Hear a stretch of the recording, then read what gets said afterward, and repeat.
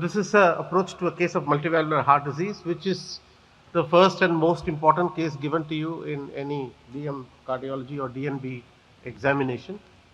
And it is a combination of stenotic or regurgitant lesions, like we saw this case, on cardiac valves. So we have two classifications: multiple valvular heart disease, which is two or more valves, and mixed valvular heart disease, which is a combination of stenotic and regurgitant lesions which occur. Now the question is 1 plus 1 is equal to 2? That is obvious, but not in the valvular heart disease. Multivalvular disease in 1 plus 1 may not be equal to 2. For example, the case you saw just now, there was mitral valvular disease, there was aortic valvular disease, but 1 plus 1 was not equal to 2 in that particular case.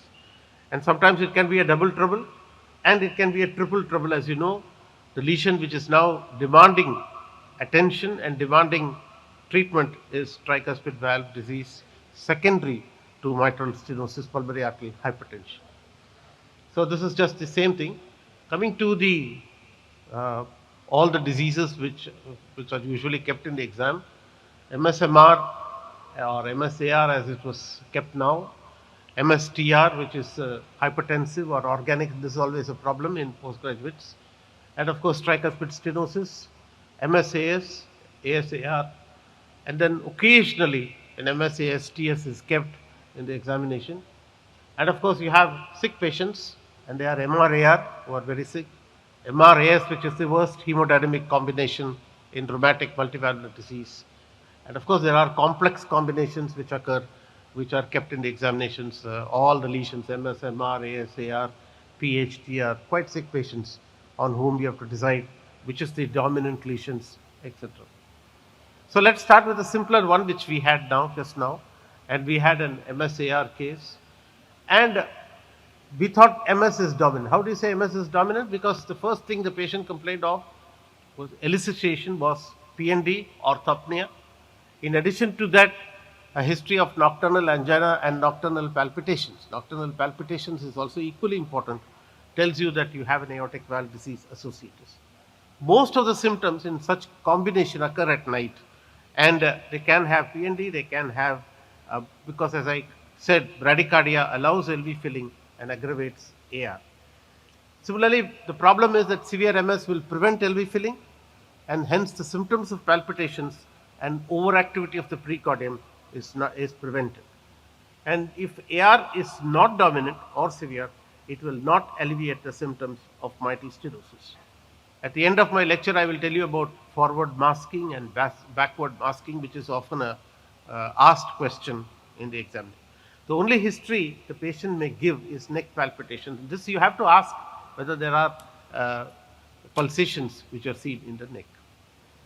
When you take off the physical examination, the presence of associated AR, how do you diagnose the presence of associated AR in a patient of mitral stenosis? Always look for a good pulse volume, easily felt dorsalis pedis. That means when the patient has edema and you can feel the dorsalis pedis well, that means he must be having some aortic regurgitation. The analysis of blood pressure is important. So the increased pulse pressure, which is less than 40, and a diastolic blood pressure more than 60 tells you that AR is not the dominant lesion. It is MS which is the dominant lesion. Look for precordial overactivity, and as I often stress, subxiphoid palpation is a clue to diagnosis. Do not ignore.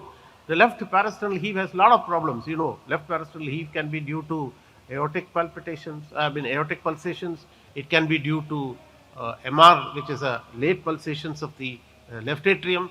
It can be due to right ventricle, which we feel. But the subxiphoid area is only the inlet portion of the RV, and that gives you a good clue about the presence of right ventricular hypertrophy. And of course, as I said, the signs of pulmonary arterial hypertension tells you that mitral stenosis is the dominant lesion. Now, in the presence of AR, why is the S2OS interval not very reliable? It is prolonged despite the presence of severe mitral stenosis, because the AR jet will strike the underbelly of the anterior mitral leaflet and prevent its downward excursion. So I'll just talk about this again a little later. AR may even eliminate an opening snap. When you come to the uh, auscultatory findings, there will be AR murmur, which is a high-pitched early diastolic murmur in the third left intercostal space. But the one question which is always asked is how do you differentiate this murmur between a Graham Steele or a severe pulmonary arterial hypertension murmur? So the signs of severe pulmonary arterial hypertension, like a banging P2, pulmonary artery thrust, severe left parasleeve heave, no problems. Remember that the Graham Steele murmur has still all the features of aortic regurgitation murmur, though it may increase a little bit in inspiration, but it is better heard in the sitting posture. Inspiratory increase may occur. And so it has all the features of AR murmur, but of course you know that statistically AR is more common than PR. So the answer to that in the examination would be the murmur is identified by the company it keeps. If it keeps a company of pulmonary arterial hypertension like banging P2, etc., then it is Graham Steele murmur. If it keeps a company of increased pulse pressures or peripheral signs, it is AR murmur. So the peripheral signs and the blood pressure would dominate the lesion. So give a lot of importance to a carefully taken blood pressure. This is just the slide, the same thing I have explained in tabular column. A little bit about A2OS interval, which was discussed. Now the A2OS interval actually has two parts, which is not well taught or which is not well recognized. One is called as the A2 to the onset of the mitral valve opening. This is called as A2 MVO interval. This is the true isovolumic relaxation interval in the mitral stenosis. The second, of course, is the mitral opening to the OS interval, which is the MV excursion time. So you see that there are two parts, the time when the opening snap will start and the time when the mitral valve will excurge. So the mean A2 MO interval is approximately 30 milliseconds, and the MO-OS interval is less than 50 ms in severe MS with a pliable valve. And A2 MO interval is the true indicator of left atrial pressure. It is not the true whole A2OS, the A2 MO interval. Difficult to make out clinically, but there are two aspects of the A2OS which you should understand.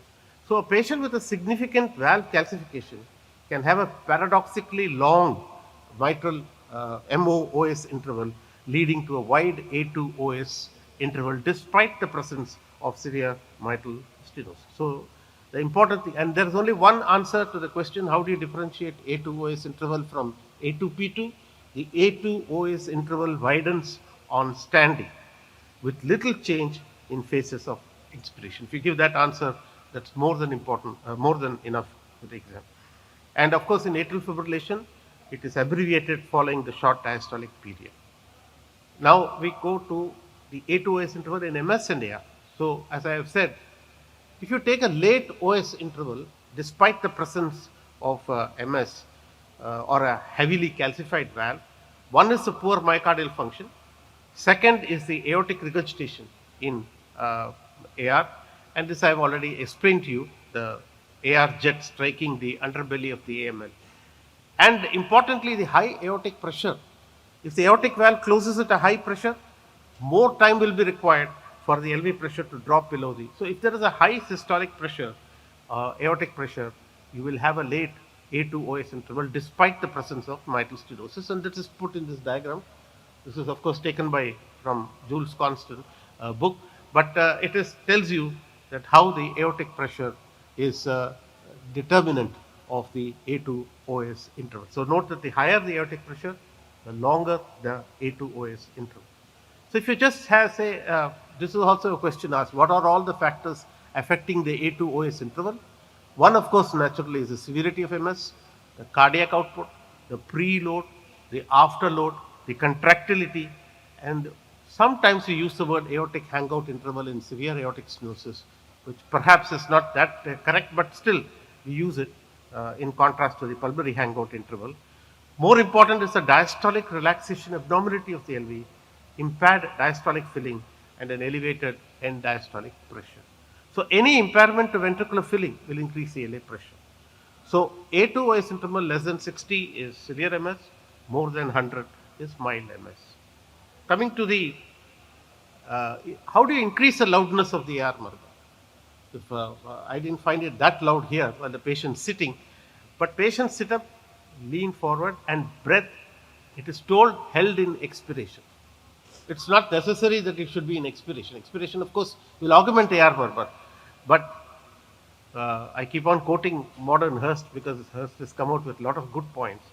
Patient sits up, lean forward, breath held. That's all. That is just to differentiate between the respiratory sounds and the AR murmur. So, patient sits up, leans forward, breath held. Or in apneic state, you can hear the murmur. Or you can increase the SVR by squatting or hand grip. Sometimes we use this maneuver. It is called as combined squatting and hand grip. That is, you give a towel, ask him to wring the towel, and also do the squatting. This is called as squat and squeeze maneuver. This is also done in HOCM, but it is there in AR. In AR, it will increase the loudness of the murmur. Now, when you come to the other situation where the dominant AR with MS, always this doubt is there, which is dominant, like we had in the morning case, which was dominant, AR or MS. Palpitations are common to both because MS will have AF. But dyspnea on exertion, P&D, and orthopnea do not occur. And the history of progression of the if the dyspnea increases, it's without any LV dysfunction symptoms, it's likely that we are dealing with MS. Irregular palpitations, of course. Nocturnal angina is the most important sign, and nocturnal dyspnea, both will occur, but of course it's more characteristic of AR. And of course a history of infective endocarditis. On physical examination, we got the collapsing pulse or a Bispherian pulse for a dominant AR. The pulse pressure is more than 40 and the diastolic pressure is less than 60. That's what professor was telling Dr. Shantanu Guha, that you have made it borderline. You are not able to make out exactly what it was. More important is the precordial activity, suprasternal, supraclavicular pulsation. But what happens when there is MS and AR? Will Bispherians occur?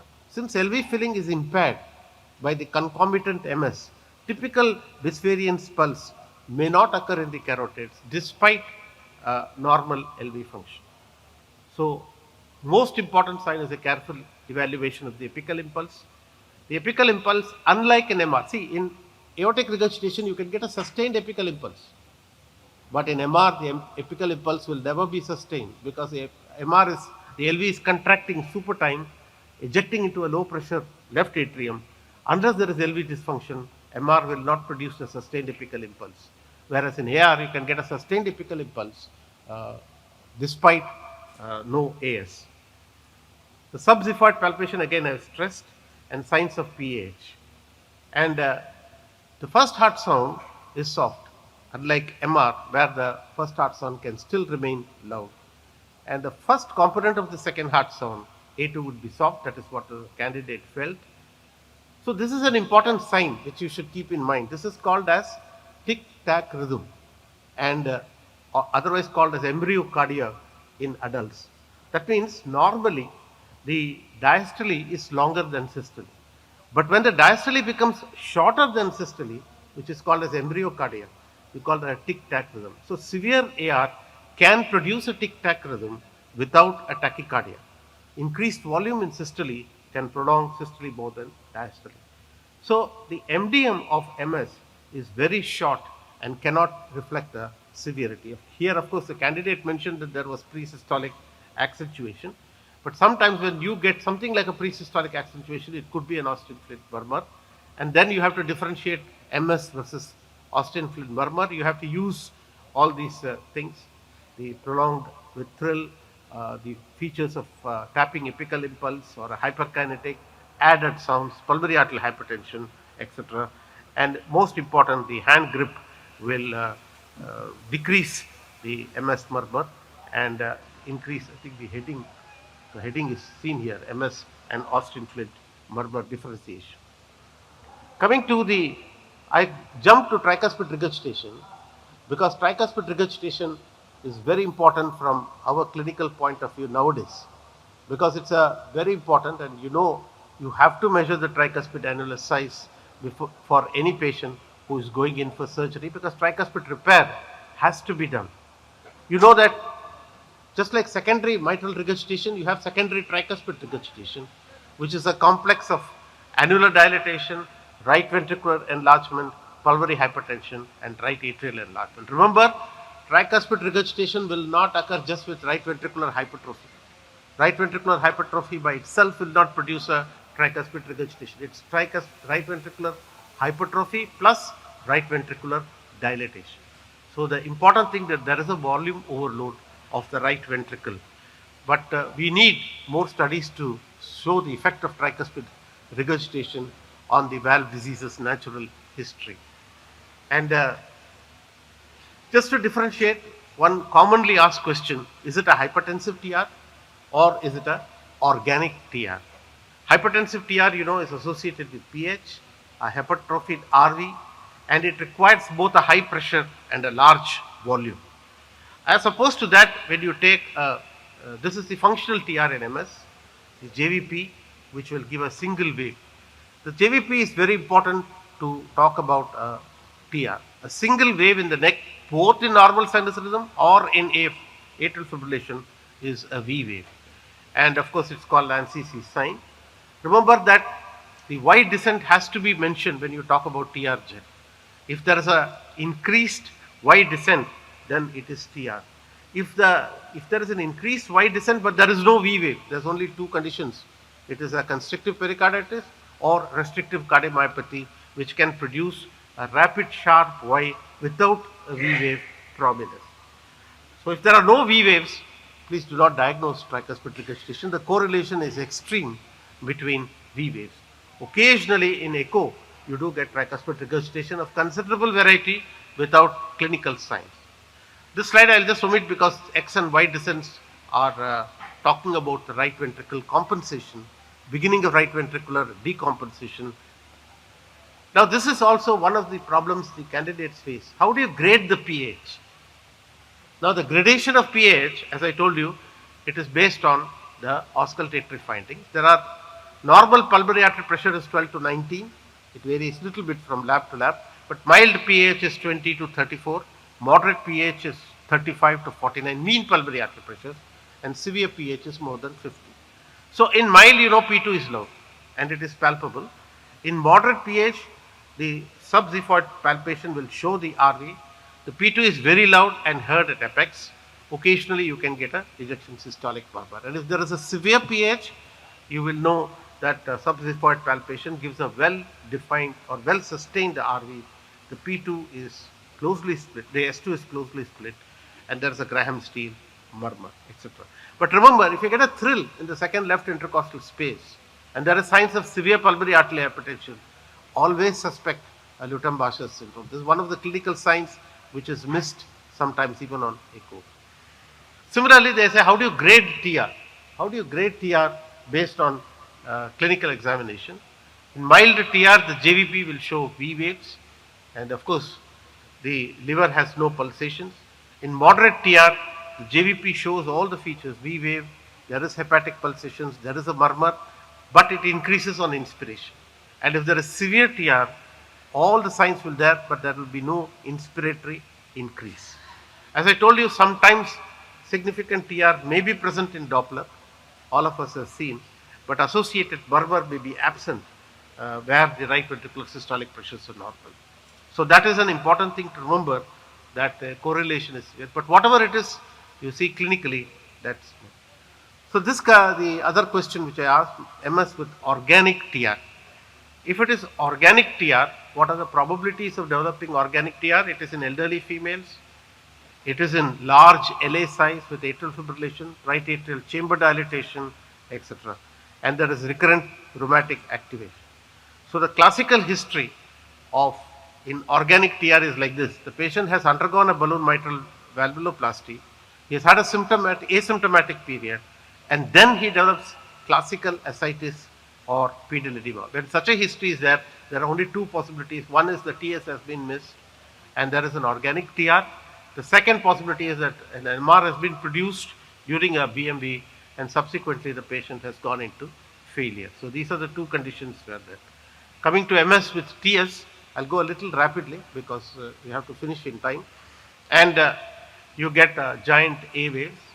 So this is called as jugular corrigan. So somebody asked me at some point of time I think I said TR also can produce, but that's not correct. The original jugular corrigans described by Paul Wood is a giant A wave which occurs in TS. And more importantly, the Y descent is shallow.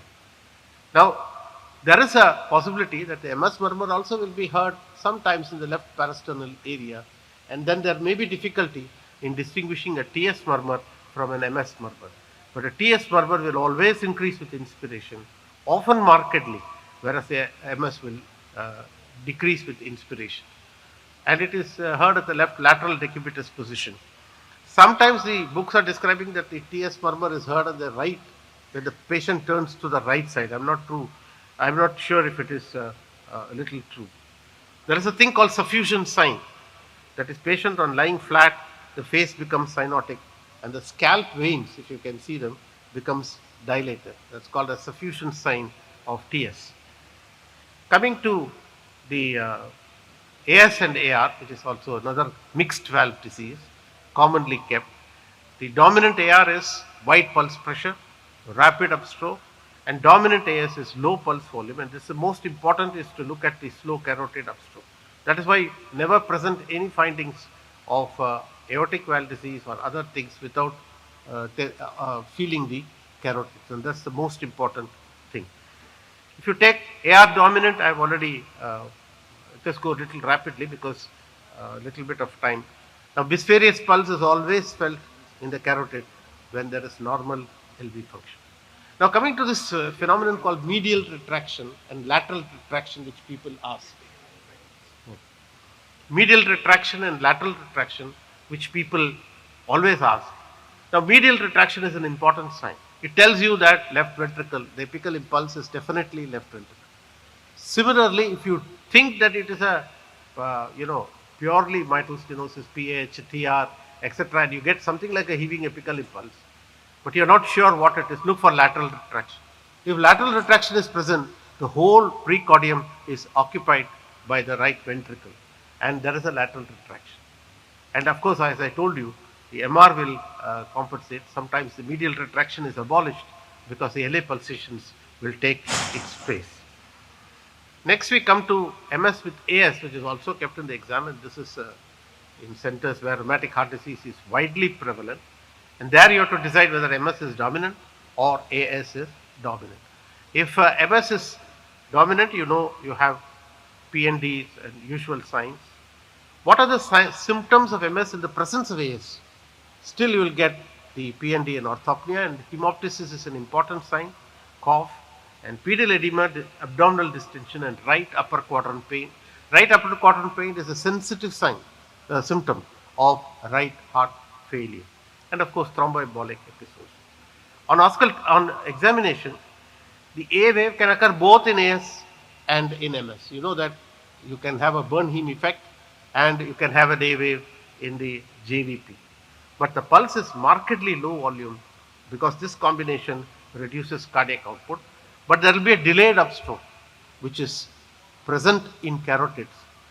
As I told you, carotid is the most important. Sometimes it can become normal in brachials, especially in elderly people. So you should not get fooled by the AS having a normal upstroke.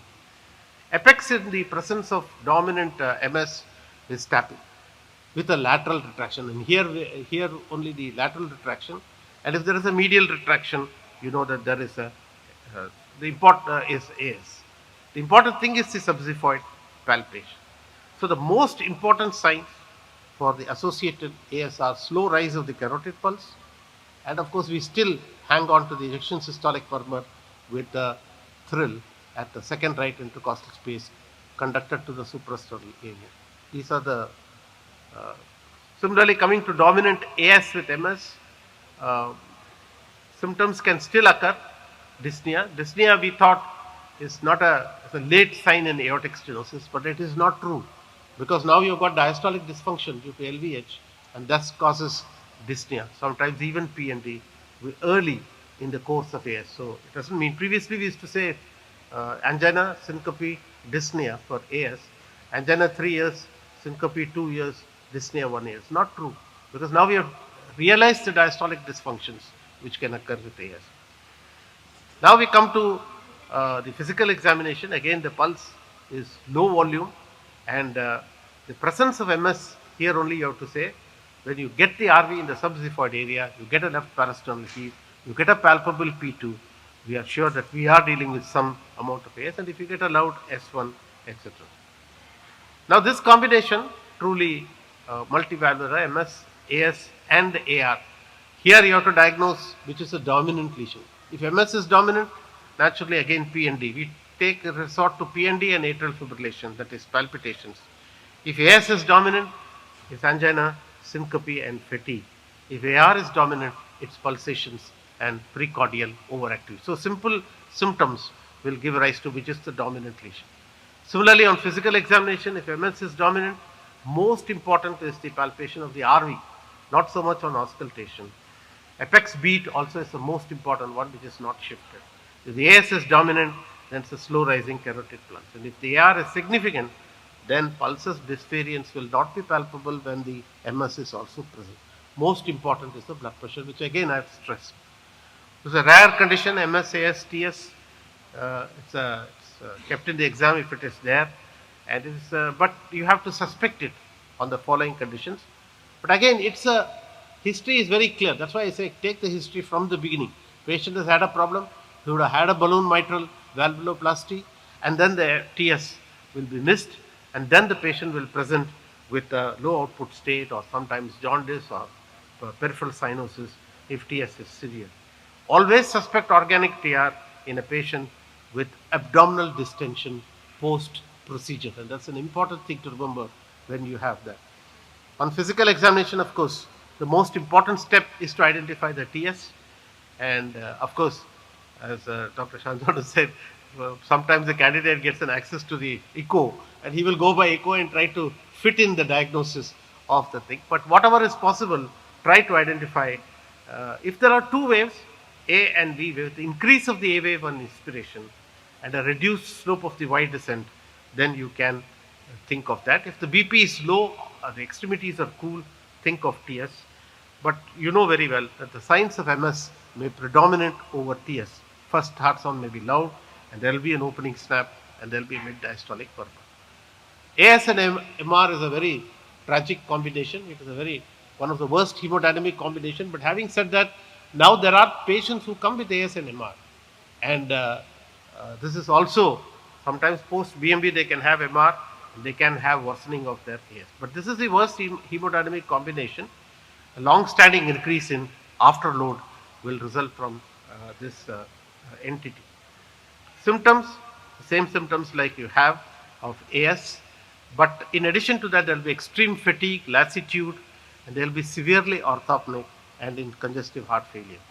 And the important thing is that once there is AS, MR symptoms progress very rapidly because there is a restriction to outflow, and hence the MR symptom. If AS is severe and MR is only mild, then patients are not very symptomatic, and these type of patients only may be kept in the examination. On physical examination, you have a lot of findings. If AS is severe and MR is mild, the pulse, there is no precordial activity, the apex beat favors is heaving, and there are no signs of pulmonary arterial hypertension which can be seen. If the AS is mild to moderate and the MR is severe, you have the pulse is normal volume, and the apex beat is the most important evaluation. It is displaced downwards and out. Remember, AS also will not displace the apical impulse unless there is a volume overload state like AR or MR. And this type of combination, you have to differentiate. When there is a mid-diastolic murmur, there is no pre-systolic accentuation there. This is the pathophysiology, so you don't have to go through. This is the next combination which is also kept in the exam, aortic regurgitation and mitral regurgitation. They are also little sick patients, but there's a lot of precordial overactivity which you can diagnose, and this is one of the signs which is there. There is a gross combination which is called as Herz-Stoss sign. That means the whole precordium heaves because of LA and LV pulsations.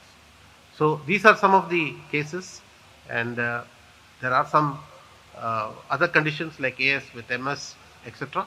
And last is the very complex, which is MS, MR, AS, AR. These are the cases in which the candidate can pass because nobody is sure which lesion is dominant. And how to approach is given. But the most important is the rules of thumb. And this I've taken from a good article by Krishna Kumar in his book on tendons cardiology. And this is the rule: severe lesions are likely to be more obvious than moderate. In a patient with severe AR and mild MR, the clinical features will be dominated by AR. So proximal upstream lesions will tend to determine the clinical presentation. And this is particularly true for stenotic lesions. So this is the rules of thumb which you can see of codominant lesions. And there are some management decisions we had already discussed: rheumatic heart disease with mitral, etc. So we have to end here because of lack of time. And it is still widely prevalent in the country, widely kept in the exam, and number one case to impress anybody. And accurate diagnosis you should by systematic science. Of course, echocardiographic diagnosis and assessment will play a clinical role, and management decisions are based on the natural history of disease rather than. So you should know the natural history of AS, MS, MR. And lastly, once again to stress, 1 plus 1 is not equal to 2 as far as an approach to multivalvular disease is concerned. Thank you very much.